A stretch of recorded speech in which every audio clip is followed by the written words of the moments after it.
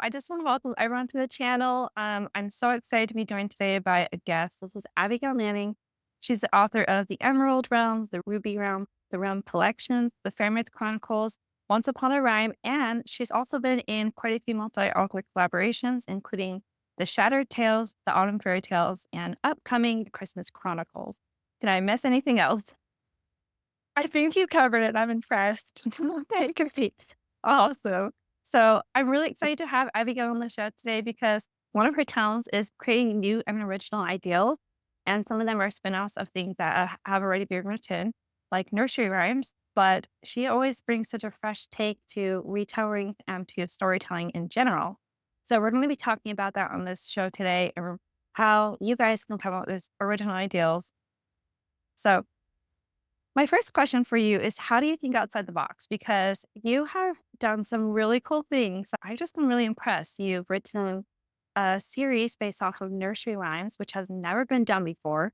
You've also written a series that's a blend of Greek mythology and fairy tales. So can you give us some tips and just talk about how do you think outside the box? And also, how did you come up with these creative and unique ideals? Yeah, so thanks so much. The way that they came to my mind was basically I just wanted to be creative in a genre that was very boxed in already. Because fairy tale retellings have been a thing for a while. They've been a thing since Disney, and even before that. There's always a Cinderella story. There's always a Beauty and the Beast retelling, sort of a thing. I loved the genre so much. I wanted to have an introduction to the genre that did all the classics like Cinderella, Sleeping Beauty, Snow White, but I wanted something that didn't feel like I was having to retell somebody else's version. So I didn't want to have someone else's story in my head. I didn't want to feel boxed into a narrative that someone already made. So I started intentionally looking for stories that I hadn't seen done before. And the first one that I did was Goldilocks that I felt like was unique. I think there are some retellings of it out there now, but Yeah. that was my second book. I was so excited to be like, I haven't seen any other Goldilocks retellings, and I wanted to do it just because it felt like I could really make it my own without anyone else's story. And then once I did that, I loved it so much that I started looking for even more unique ones. So then I went to Thumbelina, and then I had the idea. I was working as a nanny at the time, and I was singing nursery rhymes over and over again to this little girl. And I thought about Mary Had a Little Lamb, and I was like, "Is that a fairy tale? Can I retell that as a fairy tale?" I couldn't like quite put my finger on it. And then I had the idea of like, well, what if I just like take it a step further? And then it turned into the whole series that was just kind of like, what else can I come up with just to like make it its own series sort of a thing? And kind of the same thing with the Greek mythology. I wanted to find something that was unique to fairy tales. And the first one that I came up with was the first book, which was Soul Slipper, a Hades and Persephone Cinderella combination. And then I came up with the fun title of Soulless Slipper, with soul spelled like, a person's soul. And I was like, I'm making it work. We're going to shoehorn these two together. And it worked really well. And that's kind of where I went from there, and I just decided it had to be a series because it just didn't feel like it could be enough on its own, and I had a lot of fun with it. So it was just me trying to find ways intentionally to be unique. I think that's so awesome. And you've done such a great job with it. I love how you also just challenge yourself. You weren't just settling for, okay, it would be easier to do Beauty and the Beast and Hades and Persephone. It would be so much easier, but you challenge yourself to do Cinderella. And then you also got the pun on that. And that is so awesome. So I love everything you shared here. And I love that you've looked for other options. I think as authors, we always need to be looking for around for inspiration and ideals. And I agree with you that a lot of the fairy tales have been done over and over, which is not a bad thing. There's a reason that they're timeless. There's a reason that we love them so much. But I like that you were looking for opportunities to branch out and to bring something original to the fairy tale retelling genre. So, with that said, what was your experience in putting your work out there, especially when nobody had ever done what you did before? Yeah, so it actually didn't start off super well, especially with the Once Upon a Rhyme series.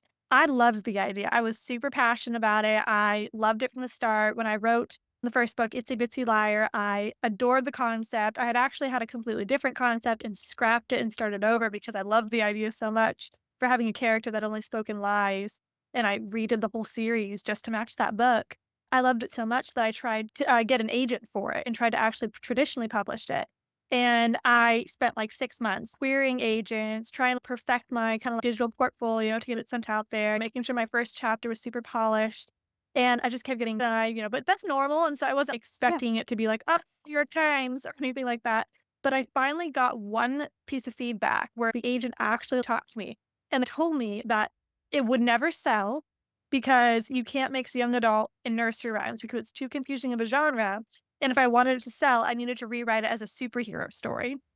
And I'm just like, that completely opposite of where this is going. I get where they were trying to say it because of her lying curse. They thought it was supposed to be like a power, but it definitely wasn't. That was kind of like my motivator to be like, you know what? I think I can do better than what they are saying. Cause if I was to like change it and meet their expectations, it might sell a book, but it's not gonna be what I wanna be. So I just kinda had to, like, stand in the face of it and just said, "This is what I'm gonna do. I'm gonna write this series," and it ended up being super successful, and it's my most loved series now, which I love, and it's still really fun to write even today, and it's not superhero based, so Yeah, I love that. I love that you just went for it. And how did you get the confidence to do that? Do you feel like you had the confidence from previous books, or do you feel like that was something that you felt inspired to do? Can you tell us a little bit more about how you got the confidence to just go for it on your own? yeah, I think having the previous books really did help. I was very naive when I published my first book. I did not do any market research other than making sure I had an on genre cover, but like my edits were not great. The story was not marketed ahead of time. And so I had like too much confidence when I released my first book. By the time I got to the Once Upon a Rhyme series and I had an idea of how to professionally market my books and how to like do it, I felt a lot better to like, okay, it's not exactly what, people think is gonna sell right now, but I know that I can do it justice, and so that was kind of my boost. It's like, because I'd done it bad beforehand, which I don't recommend, do your research for sure, but it definitely made it easier going forward because I had kind of boogered up the first one. Yeah, I think that's great. I think some authors and most of us, our debut novels are not that number one new release bestseller, New York Times, you know? We have to go through the hard things and the mistakes and able to get to that point. And I like that you share that because I think a lot of us can relate to that. Now I want to ask you, because you've done this, what kind of advice and tips do you have for other authors? I mean, I think there's a lot of authors who don't quite have that confidence yet, or maybe they have an ideal. And we've all been told so many times that your story is not going to be the next Harry Potter. I think that's so discouraging, right? So, what kind of advice or tips do you have for other authors in creating original stories and also in being confident to put it out there? Yeah, I mean, I would say there's always a reader for your story, not the story that you think is gonna sell, not the story that you think someone wants to buy, but there's a reader for the story that's already on your paper. There's always gonna be a negative reviewer or someone. I love the reviewers who, even when they put in, it's not my favorite book, but they'll review it a little bit lower, but they'll say, like, it's just not for me. Like, it's just not my cup of tea. Because when I see those, it reminds me, they gave it a try, but that's fine. Like, I don't love every book that you probably love or anything like that. So I think it's just really good to remind yourself that you're writing it for someone because someone's going to think it's their favorite book ever. Like, I've been told by a few people, this is my favorite book ever. And that exists in their head because I wrote it, which is so cool. There's always the chance that's going to be that person's favorite book. So why not put it out there? Because you are depriving them of your favorite book otherwise. So yeah, I think that's kind of my motivator, is just knowing that there are people who are going to love my stories no matter how I write them. That's kind of my big confidence booster, is just do it for those who love it. And do it because you love it, like you said. And as you guys can tell, you probably can tell just from watching and listening to Abigail, she has so much enthusiasm about her books and it just naturally goes into her marketing and everything else. So I love that you're sharing that because I think sometimes as authors, especially those of us who have been in a certain genre for a while, we might feel like we're boxed in and we can't move and expand because we've been doing this for so long and the readers are expecting this now. But here you are branching off of fairy tales and you're doing nursery rhymes and you're doing mythology mix-ups. Like, it just goes to show that when you're passionate about it, that really helps with your confidence. That helps you to put it out there no matter what. So thank you for sharing that. I love that so much. And I was also wondering if you have any words of caution to authors who have original ideals or who are doing things a little bit less conventional than what is normally done. Yeah, for sure. I would say, like, by all means, go outside the box, explore what you want to write, but stick to your genre. And if that means switching genre, that's okay. Don't try to insert horror into fluffy fantasy romance. Make sure that you're marketing what you're trying to actually write. So don't try to be that person where it's like, "Oh, I really want to join this collaboration. It's for clean romance." Don't try to sneak in, something horror in there. Don't try to sneak in like, "Oh, I'm gonna make it sci-fi on the moon in this Regency romance novel," sort of a thing. So, I mean, definitely explore your creative outlets, but always make sure you're doing yourself the favor of making your book marketable because any book can be marketable, but you just need to make sure that you are knowing what that market is that you're trying to fit it into, and that's where you're advertising it at. So don't just, throw it anywhere. But yeah, definitely write what you want to write, but know what you want it to be, is kind of what I think I would say. I love it. That's so true. Now, my last question for you is how can other authors, writers come up with original ideals? Because it feels like a lot of things have been done already. Really, there's just so much out there. So, do you have any advice on how people can get a little bit more creative with ideals? Yeah, I mean, I would say use your life, use your environment, use what's unique to you because it's only going to be unique to you. Like I was talking with someone who was telling me the funniest story about a kid that she was a teacher for. And I just remember thinking that would be such a funny line to throw in as a side character, like what this little kid said. But that was her story. So I wasn't going to, take it from her. But if I was in a situation where it's like, oh, this kid did something funny and it happened to me, I could use that. I could reinvent that into a way to inspire a story. Or like for me, it was listening to nursery rhymes all day long. I could turn that into a story. So definitely don't just write an autobiography unless that's what you want to do, but definitely like kind of pull from your experiences and the people around you and use that inspiration. Like bring a notebook with you, take notes when your spouse does something funny or your friend says something funny and you're like, okay, can I use that? That's kind of my fun way to keep track of ideas and find ways. Sometimes I'll write something down like this is funny. I want to make sure I put this in the book. I'll go back and look at it and be like, "Okay, that is funny, but if I rewrite it this way, it's even better for the scene." So, kind of just ways to find ways to pull from your environment. Cool ideas, always, like, consume other media too, like, read other books, watch shows that you love, watch movies and things like that, and just get that inspiration and get your own creative juices thinking too. That's so true. I love that. And I think most of us authors are very observant people. Like we just watch people and we listen to things, we notice things that a lot of people don't really notice because we write about these things. And so I think that's smart that you're saying to also write it down because it's so easy to forget. You could be writing a scene and be like, oh, I remember something vaguely that happened like this, and then you can't remember because it's not written down. So yeah, definitely write it down.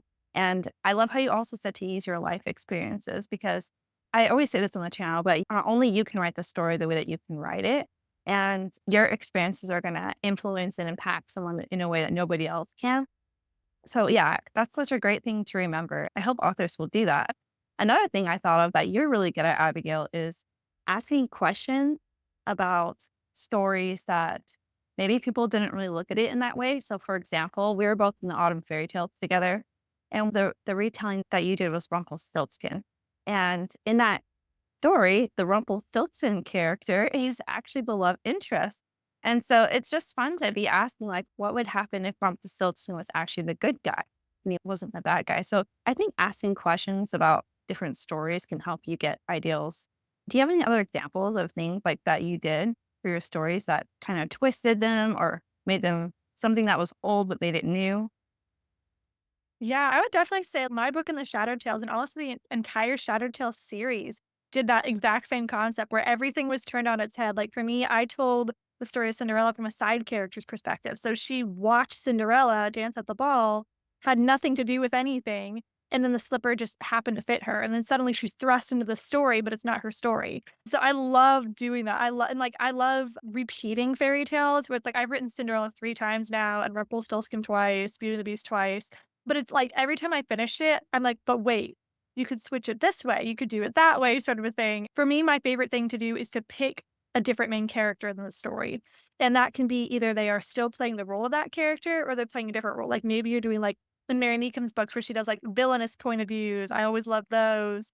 Or just having, like, the side character take a major role where it's maybe they're the love interest as opposed to being just a side character, things like that. So or, like, even taking on stories. I feel like this is a big one, where it's like you're doing a retelling of a story that doesn't already have a romance and then making a romance out of it, like Little Red Riding Hood, Rumpelstiltskin. I guess that one does, but it's a little weird. Yeah.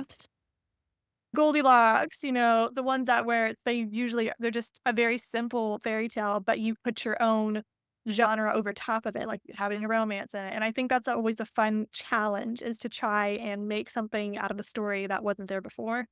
Yeah, I love that so much. And another video I've shared on this channel is why you should write a retelling. And it's just a really good creative exercise because you're already given the framework. It's like a blueprint that you've been given, but you get to make the edits to it and you get to change the focus. You get to move things around. And I think that's such a good creative exercise, especially if you don't really know where to start in writing an original story.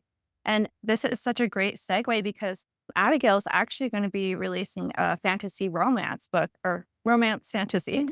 And so it's just great because she's already used other stories, but now she's at this point where she can just write. I mean, I'm sure you could have started with a romance fantasy, but now you have so much experience under your belt of writing romance that you can just jump into this. And you already have the audience for that. Do you want to share a little bit about that romance fantasy and how you got to that point? Yeah, I'm so excited for it. I actually am 2 chapters away from finishing it as of today, so I'm so happy. It's right on the top of my brain. Basically, I've written, 20 plus fairy tale retellings at this point, if you count the nursery rhymes and 20 plus retellings.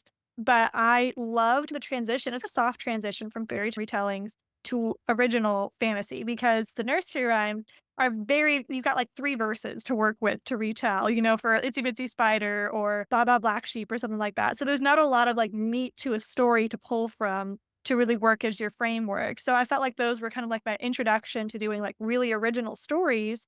And now I'm like feeling really ready to go into like the full fantasy romance. And it has a lot of the same like feels as my retellings. Like still has like a very light magic system. It has some creative world building. There's still clean romance in it, and, like, the settings are very similar. So, like, the speed it's not like I'm really changing my writing style for it, it's just kind of a new creative outlet. But I loved actually having the freedom to be like, "I don't have to follow another story. If I wanna, like, throw in this twist here, I'm not, like, throwing off the bones of a skeleton that's already in place," sort of a thing. So, it was a really good segue, as you said, like, into, like, moving slowly from, like, very structured retellings to loose to, like, completely free. Yeah, I love that so much. I like that you just had that nice transition, and it's just cool too because like I said, your audience is there, you have the experience, and if you're as an author, I'm talking to the other viewers right now, if you're struggling with having ideals, just start with a retelling and just use that, like she said, that's the skeleton, the bones are there, just you just gotta flesh it out, and then you can use that to segue because sometimes it's hard to just come up with a story just out of nowhere. I mean, there are stories all around us, but then when you get to the whole plotting, it's just a whole other thing. So if you're struggling, highly recommend retelling. It's such a great way to get into other genres and to just really improve craft. So, is there any other tips or anything else that we missed that you'd like to share about writing original stories, advice, caution, inspiration, quotes, anything you'd like to share with us? Yeah, I mean, my kind of favorite go-to quote, I don't know who said it, but it's that you can't edit a blank page. So if you feel like you have an idea that you really want to get out there, talking about it all day is not going to get it written. So sit down, write something, even if it's just like the framework, like you're just writing the plot, that plot gives you something to build off of. And that plot gives you an opportunity to pull a chapter out of. And then from a chapter, you can write a book. So, like I always say, if you have an idea and you want to go for it, start today. Don't start tomorrow. Don't say, next week when you're off work, start today. It can be 2 minutes on your phone. It can be 20 minutes in front of your computer. Put something down on paper and you won't regret it. Yes, I completely agree. Thank you. And like Abigail said, just start. I think when you start is when it's like that quote that says, faith without works is dead. You have to take that step forward, even if it's into the dark and you don't know what you're doing, but it's the action that shows your faith and that you're going to do this. And so once you start is when you get the rest of the inspiration. And maybe it doesn't come immediately, but as you do it, it will come. So I love that. Was there anything else you wanted to share before we close? Right. I mean, I say just keep coming up with your ideas and keep track of them because no one else has that idea. It's just you. And even if it's a retelling, like we've shared earlier, no one can tell it the way that you can tell it. So don't be afraid to ask questions, to subvert tropes. There's just so many different things that you can do. And of course, like Abigail said earlier, make sure you study your genre because that is so important. You don't want to write something that not going to be marketable and then also that readers are going to have expectations and you're not meeting them. So definitely do research on genre. Okay. So, with all that said, I just want to thank Abigail for being on the show today. I hope you guys were inspired by some of the things that she shared. I definitely am. And hopefully, you guys will be able to write original stories. And if there's something on this that you guys liked, please go ahead and comment below. Or if you have your own advice of how you come up with ideas for original stories, please also comment that. If you guys like this content, please go ahead and subscribe. I post videos like this every week. I have guests like Abigail on every so often. And yeah, so we'll see you guys next time. Thank you again for watching. Bye.